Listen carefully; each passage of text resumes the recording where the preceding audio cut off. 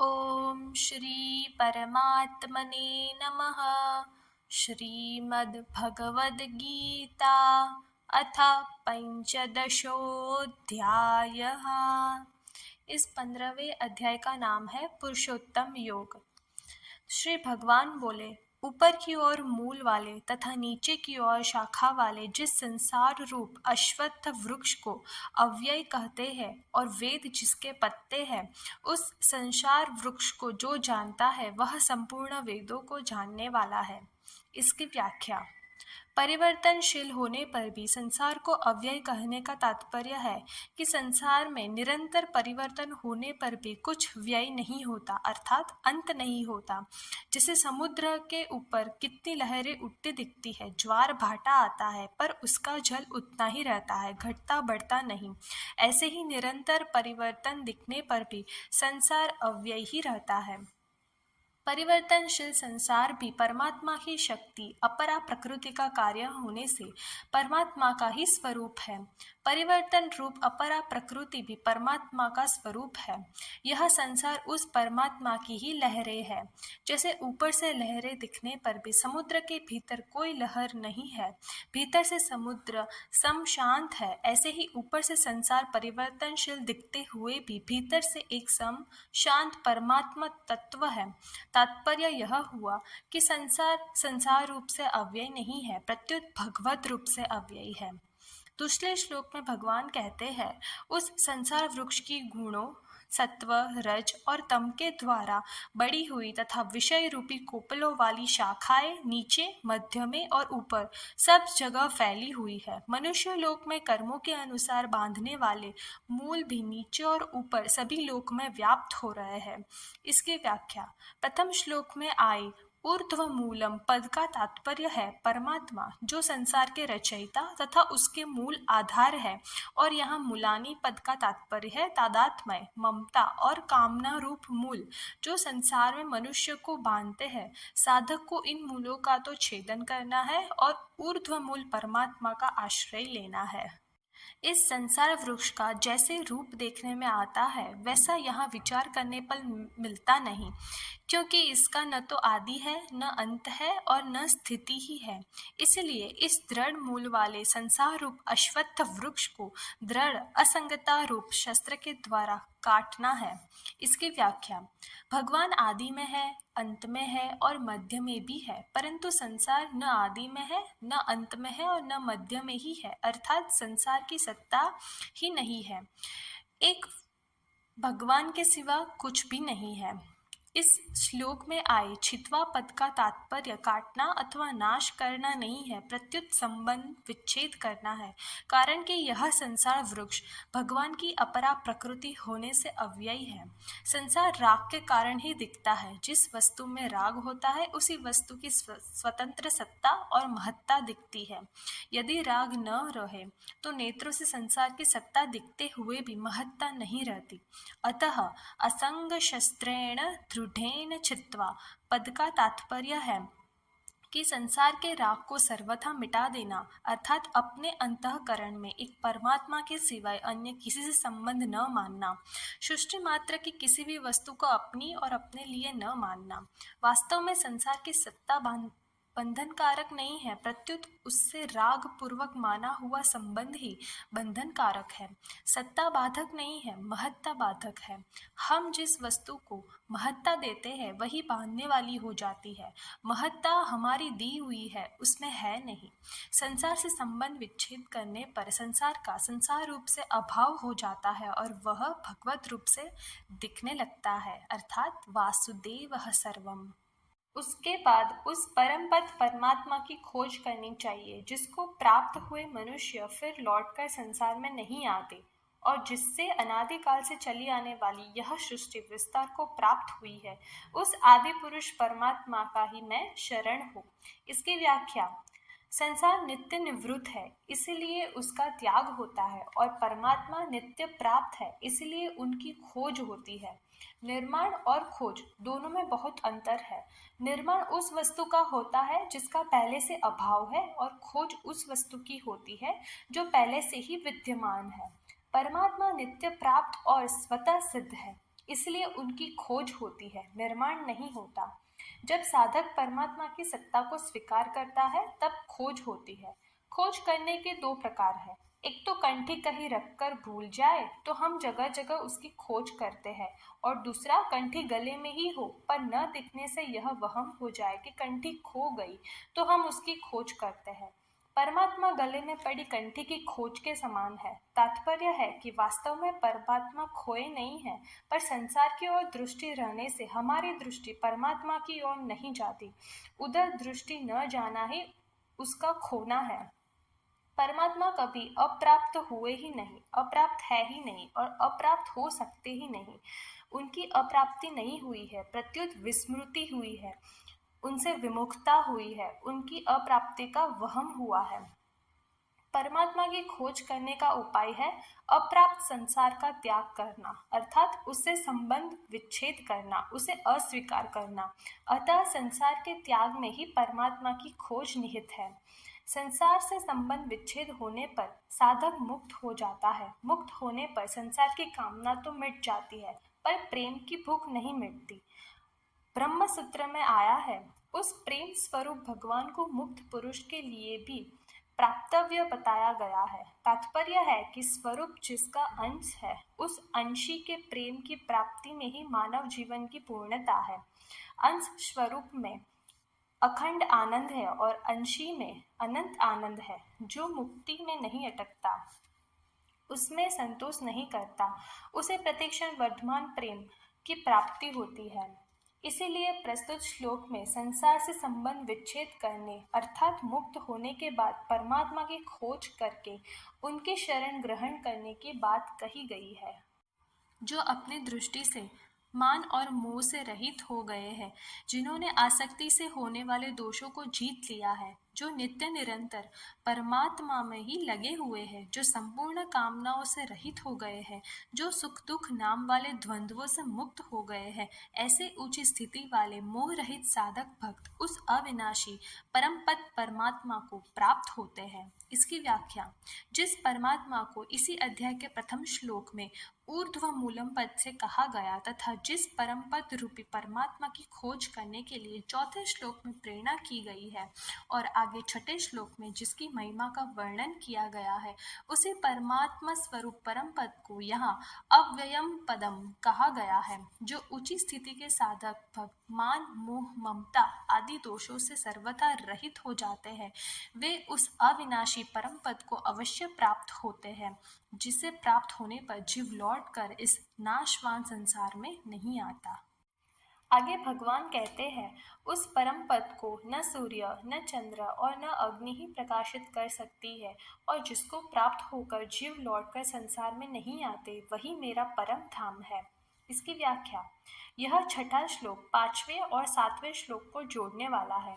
इन श्लोक में भगवान यह बताते हैं कि वह अविनाशी पद मेरा ही धाम है, जो मुझसे अभिन्न है, और जीव भी मेरा सनातन अंश होने के कारण मुझसे अभिन्न है। अतः भगवान का जो धाम है वही हमारा धाम है। इसी कारण उस धाम की प्राप्ति होने पर फिर लौटकर संसार में नहीं आना पड़ता। जब तक हम अपने उस धाम में नहीं जाएंगे, तब तक हम मुसाफिर की तरह अनेक योनियों में तथा अनेक लोकों में घूमते ही रहेंगे, कहीं भी ठहर नहीं सकेंगे।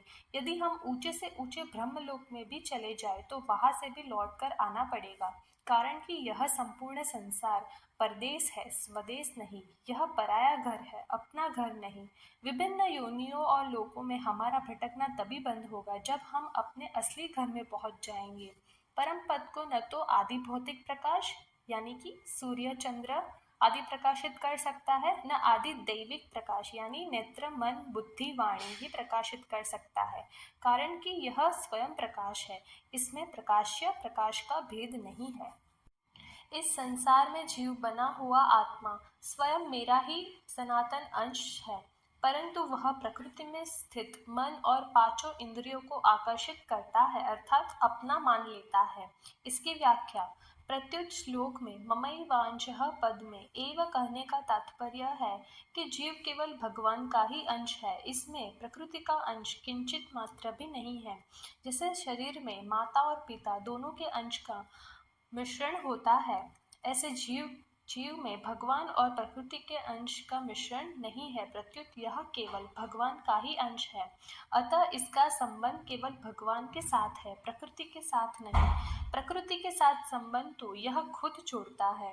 प्रकृति के कार्य स्थूल, सूक्ष्म और कारण शरीर के साथ अपना संबंध मानना ही अनर्थ का कारण है। जीव शरीर को अपनी तरफ खींचता है, अर्थात उसे अपना मानता है, पर जो वास्तव में अपना है उस परमात्मा को अपना मानता ही नहीं। यह जीव की मूल भूल है। हमारा संबंध भगवान के साथ है, इसलिए हम परमात्मा में ही स्थित है, परंतु शरीर, इंद्रिया, मन, बुद्धि का संबंध अपरा प्रकृति के साथ है, इसलिए वे प्रकृति में ही स्थित है। शरीर के साथ हमारा मिलन कभी हुआ ही नहीं, है ही नहीं, होगा ही नहीं और हो सकता ही नहीं। और परमात्मा में अलग हम कभी हुए ही नहीं, होंगे ही नहीं, हो सकते ही नहीं। हमसे दूर से दूर कोई वस्तु है तो वह शरीर है, और समीप से समीप कोई वस्तु है तो वह परमात्मा है। परंतु शरीर को मैं, मेरा और मेरे लिए मानने के कारण मनुष्य को उल्टा दिखता है, अर्थात शरीर तो समीप दिखता है पर परमात्मा दूर, शरीर तो प्राप्त दिखता है पर परमात्मा अप्राप्त।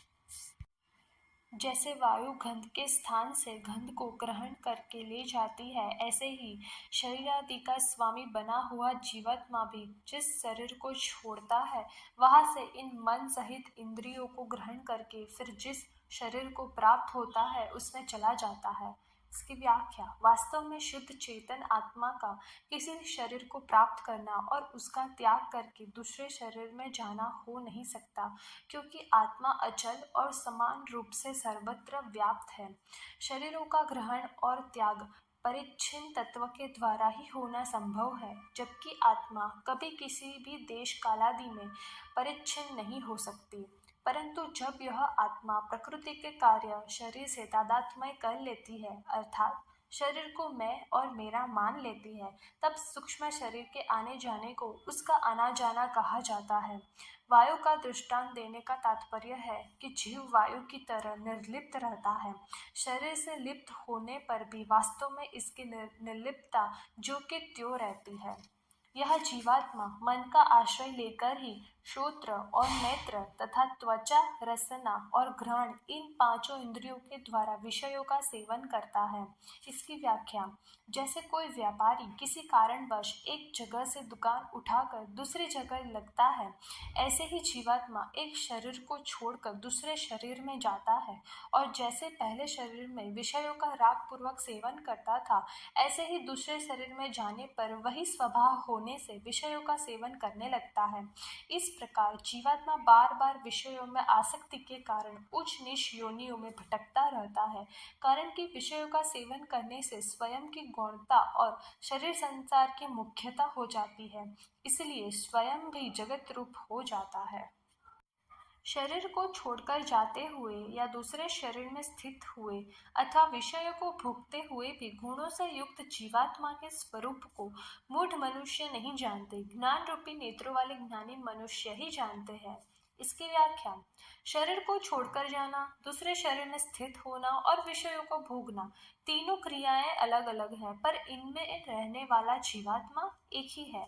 यह बात प्रत्यक्ष होते हुए भी अविवेकी मनुष्य इसको नहीं जानता, अर्थात अपने अनुभव को महत्व नहीं देता, कारण कि तीनों गुणों से मोहित होने के कारण वह बेहोश सा रहता है। भगवान ने पिछले श्लोक में 5 क्रियाएं बताई थी, सुनना, देखना, स्पर्श करना, स्वाद लेना तथा सूंघना, और इस श्लोक में 3 क्रियाएं बताई है, शरीर को छोड़कर जाना, दूसरे शरीर में स्थित होना तथा विषयों को भोगना। इन 8 में कोई भी क्रिया निरंतर नहीं रहती, पर स्वयं निरंतर रहता है। यहाँ पे स्वयं यानी कि जीवात्मा, चेतन आत्मा। क्रियाएं तो 8 है, पर इन सब में स्वयं एक ही रहता है, इसलिए इनके भाव और अभाव का, आरंभ और अंत का ज्ञान सबको होता है। जिसे आरंभ और अंत का ज्ञान होता है वह स्वयं नित्य होता है, यह नियम है। अनेक अवस्थाओं में स्वयं एक रहता है और एक रहते हुए अनेक अवस्थाओं में जाता है। यदि स्वयं एक न रहता तो सब अवस्थाओं का अलग अलग अनुभव कौन करता? परंतु ऐसी बात प्रत्यक्ष होते हुए भी विमूढ़ मनुष्य इस तरफ नहीं देखते, प्रत्युत ज्ञान रूपी नेत्रों वाले योगी मनुष्य ही देखते हैं। यत्न करने वाले योगी लोग अपने आप में स्थित इस परमात्मा तत्व का अनुभव करते हैं, परंतु जिन्होंने अपना अंतःकरण शुद्ध नहीं किया है, ऐसे अविवेकी मनुष्य यत्न करने पर भी इस तत्व का अनुभव नहीं करते। इसकी व्याख्या: सदा न भोग साथ रहता है, न संग्रह साथ रहता है, यह विवेक मनुष्य में स्वतः है। परंतु जो मनुष्य शास्त्र पढ़ते हुए, सत्संग करते हुए, साधन करते हुए भी अपने विवेक की तरफ ध्यान नहीं देते, भोग और संग्रह में अलगाव का अनुभव नहीं करते, वे मनुष्य अकृतात्मा है। ऐसे मनुष्य को 18वें अध्याय के 16वें श्लोक में भगवान ने अकृत बुद्धि और दुर्मति कहा है। यद्यपि परमात्मा प्राप्ति कठिन नहीं है, तथापि भीतर में राग, आसक्ति, सुख बुद्धि पड़ी रहने से वे साधन करते हुए भी परमात्मा को नहीं जानते, कारण कि भोग तथा संग्रह में रुचि रखने वाले मनुष्य का विवेक स्थिर नहीं रहता। पूर्व श्लोक में जिन्हें विमूढ़ कहा गया है, उन्हीं को यहाँ अचेतस कहा गया है।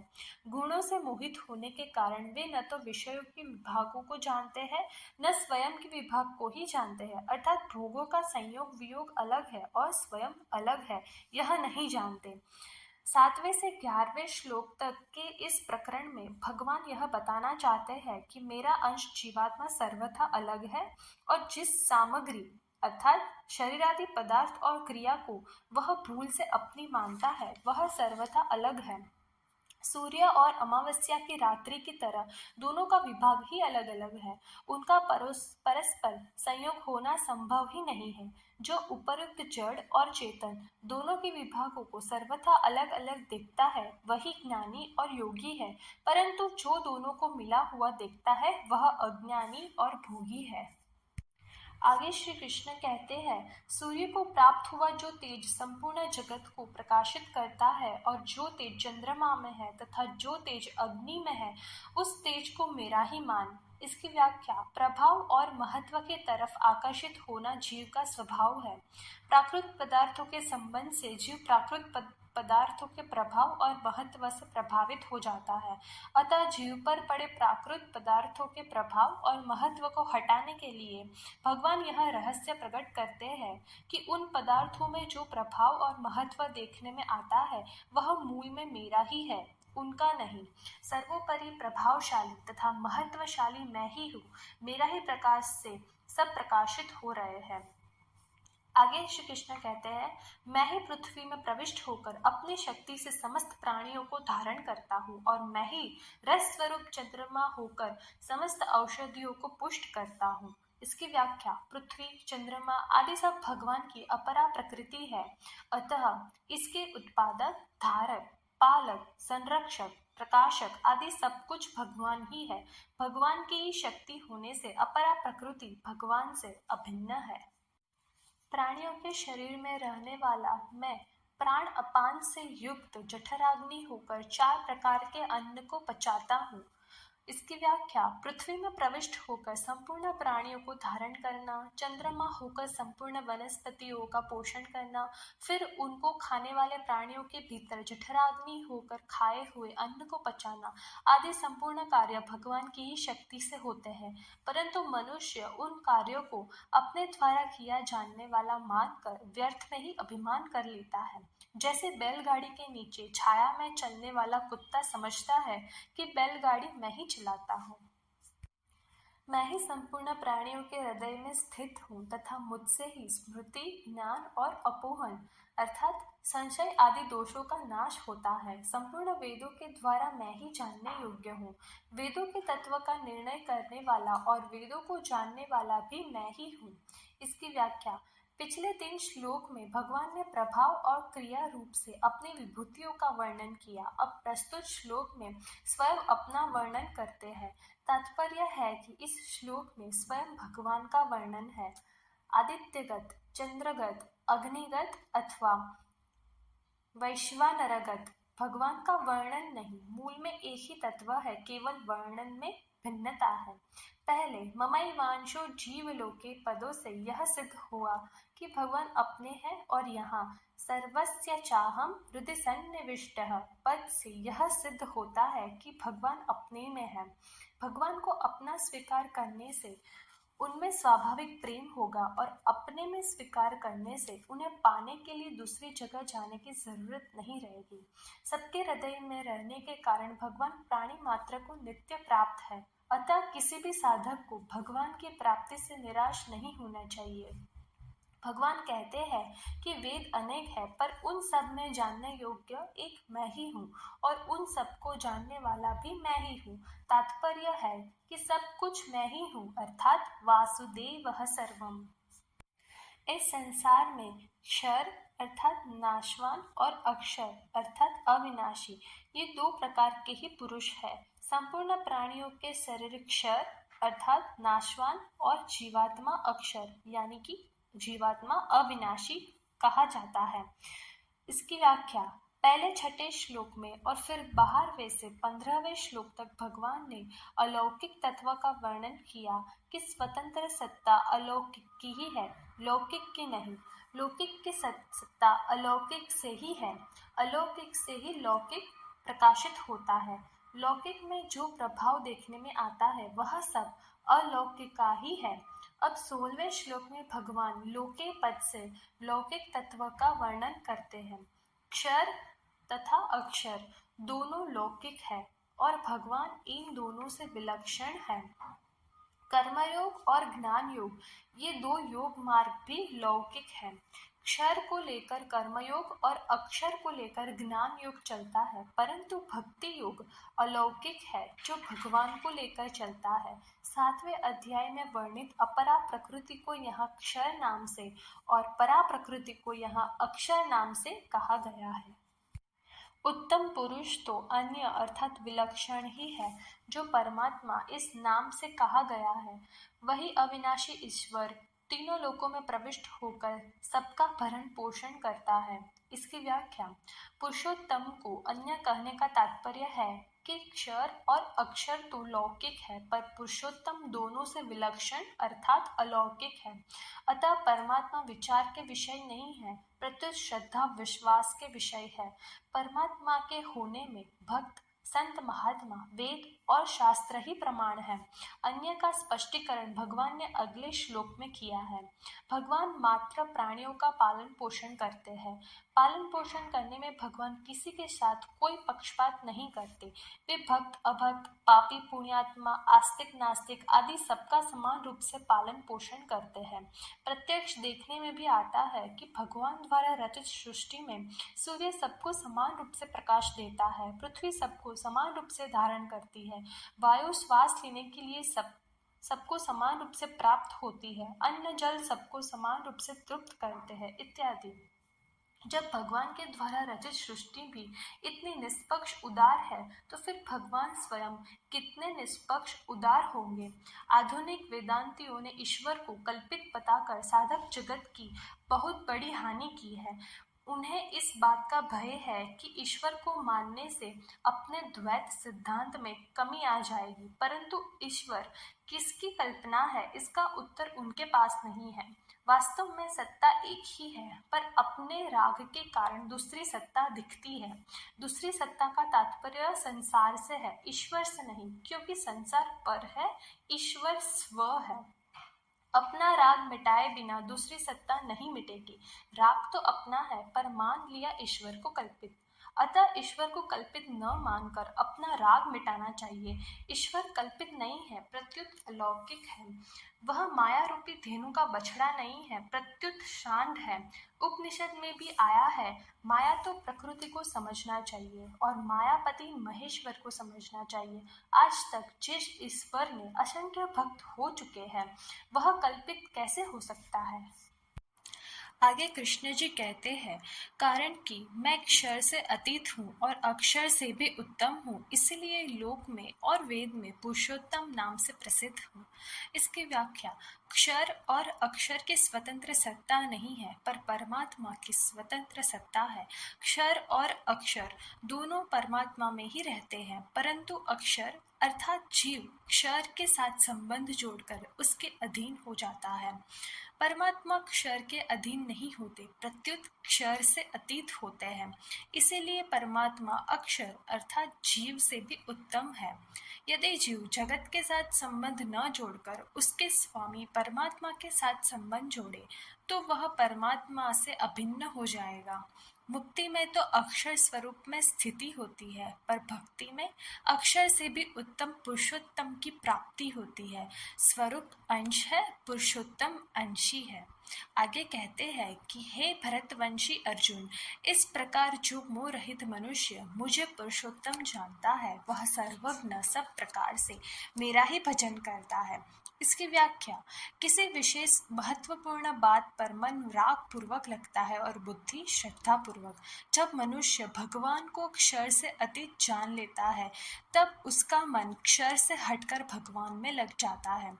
जब वह भगवान को अक्षर से उत्तम जान लेता है तब उसकी बुद्धि भगवान में लग जाती है। फिर उसकी प्रत्येक वृत्ति और क्रिया से स्वतः भगवान का भजन होता है, कारण कि उसकी दृष्टि में एक भगवान के सिवाय दूसरा कोई होता ही नहीं।